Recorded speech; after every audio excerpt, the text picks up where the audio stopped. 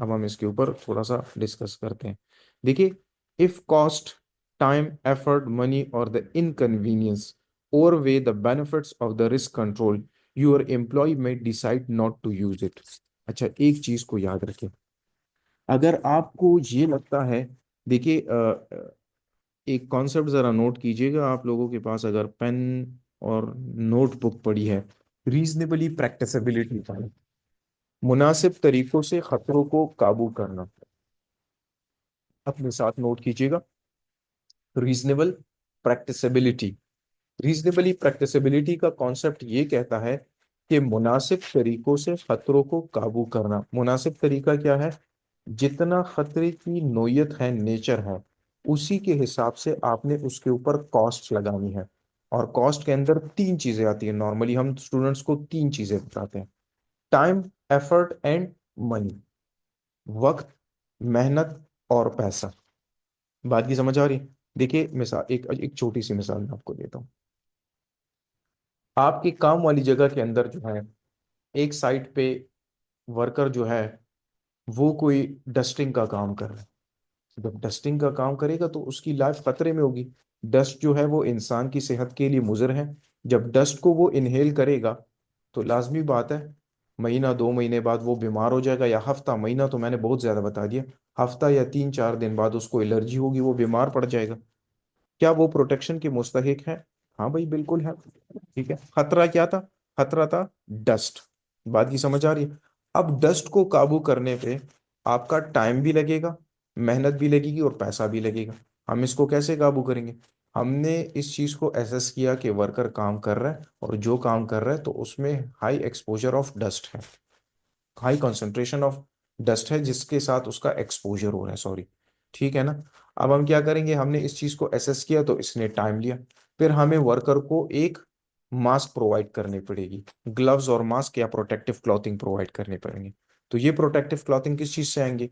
ये आपके आएंगे पैसे से। बात की समझ आ रही है? तो जितना खतरे की नोयत होगी उसी के हिसाब से आपने उसको वक्त, मेहनत और पैसा भी उसके ऊपर लगाना है। अब मिसाल के तौर पे आपका एक वर्कर जाएगा, 11,000 वोल्टेज के ऊपर काम करेगा, राइट? अब 11,000 वोल्टेज के ऊपर जब काम करेगा तो खतरा भी बहुत खतरनाक है भाई। एक छोटी सी लापरवाही इंसान की जिंदगी ले सकता है। और जब 11,000 वोल्टेज के पास वो जाएगा तो ये हाइट भी है।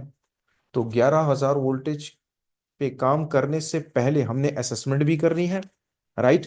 और साथ में वर्कर को प्रोटेक्टिव मेजर्स भी प्रोवाइड करने। प्रोटेक्टिव मेजर्स अब क्या होंगे? उसके पास लीनिंग लैडर होनी चाहिए, एक्सटेंशन लैडर। दूसरी बात यह है कि वो जब ऊपर जाएगा तो उसके पास सेफ्टी बेल्ट, सेफ्टी हार्नेस होनी चाहिए, पर्सनल फॉल अरेस्ट सिस्टम, जो कि तकरीबन 12 से 15 हज़ार में आ जाती है। उसके पास हेलमेट, ग्लव्स और बूट्स होने चाहिए, लेकिन 11,000 वोल्टेज के मुताबिक। देखिए, 220 वोल्टेज पे जब आप काम करेंगे ना, तो इसके लिए अलहदा ग्लव्स और बूट्स हैं। 11,000 वोल्टेज पे जब आप काम करेंगे ना, तो उसके लिए अलहदा ग्लव्स और बूट्स हैं। बात की समझ आ रही है? ऐसा नहीं होता कि आपने 220 वोल्टेज के लिए जो हेलमेट इस्तेमाल की वो 11,000 वोल्टेज पे भी यूज होगी। तो याद रखे, जितना खतरे की नोयत होगी उसी के हिसाब से आपने उसके ऊपर कॉस्ट लगानी होगी।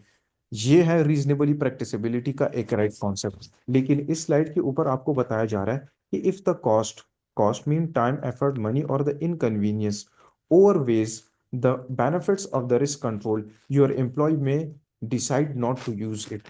बाज औकात ऐसे होता है कि सेफ्टी को इंट्रोड्यूस करवाने में आपका बहुत ही ज्यादा टाइम लगता है, बहुत ही ज्यादा एफर्ट लगती है, बहुत ही ज्यादा पैसा लगता है। तो ये रीजनेबली प्रैक्टिसेबिलिटी का कॉन्सेप्ट ना हुआ। सब्जेक्ट कहता है फिर आपने थोड़ा बहुत इस चीज को इग्नोर भी करना। बात की समझ आ रही है? जैसे कि मिसाल के तौर पे मैं यहाँ पे एक छोटी सी मिसाल आपको देता हूँ। यहाँ पे इलेक्ट्रिकल इक्विपमेंट भी इस्तेमाल हो रही है। यहाँ पे आपकी वही एक ही काम हो रहा है, लेकिन दो मुख्तलिफ तरीकों से हो रहा है। लेकिन आप अगर देखें, इसमें आपका टाइम भी ज्यादा लग रहा है और इसमें आपको मस्कुलोस्केलेटल डिसऑर्डर भी होंगे। यहाँ अगर आप इसको देखें, इसमें तो आपका टाइम कम लग रहा है, लेकिन इसमें झटका लगने का खतरा है। तो मेरी बनिस्बत मैं ये समझता हूँ, आपको इलेक्ट्रिकल इक्विपमेंट इस्तेमाल करनी चाहिए, वक्त के हिसाब से चलना चाहिए, लेकिन साथ में आपको सेफ्टी ग्लव्स यूज करने चाहिए, साथ में आपको डिसिप्लिनरी प्रोसीजर्स वर्किंग मेथड्स को भी यूज करना चाहिए, और साथ में एरिया को भी बैरिकेड करना चाहिए। जहां पे आप कोई भी इलेक्ट्रिकल इक्विपमेंट को यूज कर रहे हैं, वहां पे कोई भी ऐरा गैरा बंदा वहां पे ना आए।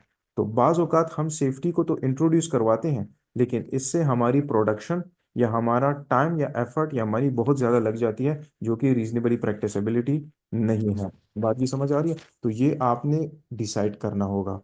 बात की समझ आ रही है? बी बतौर एम्प्लॉयर जब आपके लिए ये डिसीजन सामने आएगा, तो ये आपने डिसाइड करना होगा। Is it reasonably practicable to control the risk from the 5 hazards in your workplace? क्या ये मुनासिब है कि आप जो 5 एहतियाती तदाबीरों को हमने डिस्कस किया, ठीक है,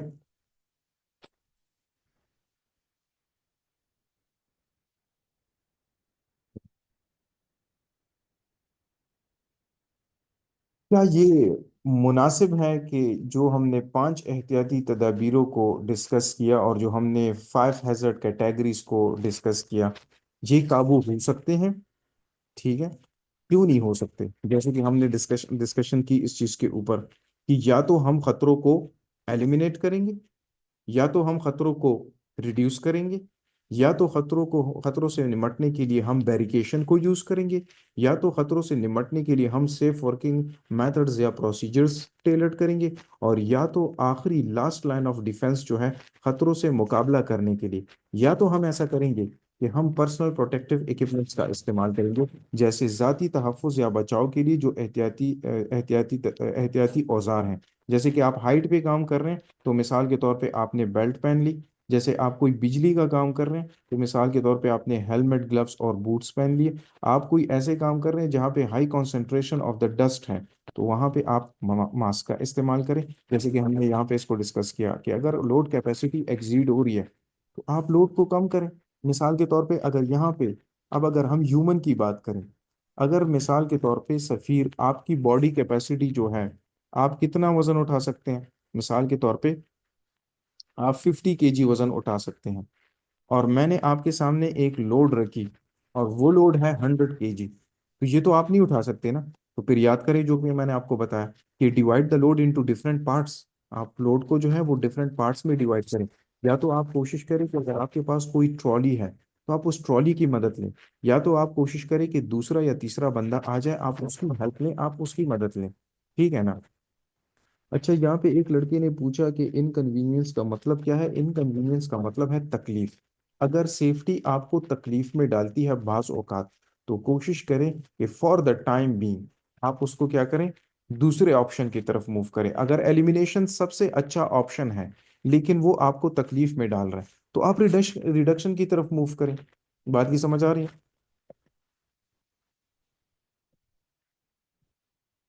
risk controls are put in place for a reason. देखिए, हमारी काम वाली जगह के अंदर जो है खतरात भी होंगे, it's a part of our life, और हमें रूटीन में उसको काबू भी करना होगा। तो जो हमने जितनी भी एहतियाती तदाबीरों के ऊपर हमने डिस्कशन की, तो वो हमने एक मकसद के लिए की। बात भी समझ आ रही है आपको? जैसे कि मिसाल के तौर पे एक जब आप वर्क प्लेस के अंदर जब जाएंगे ना, तो आपको ये चाहिए कि आप अपने नॉर्मल जो कपड़े आप घर से पहन के जाते हैं किसी भी इंडस्ट्री या फैक्ट्री में, स्पेशली लेबर के लिए बात हो रही है,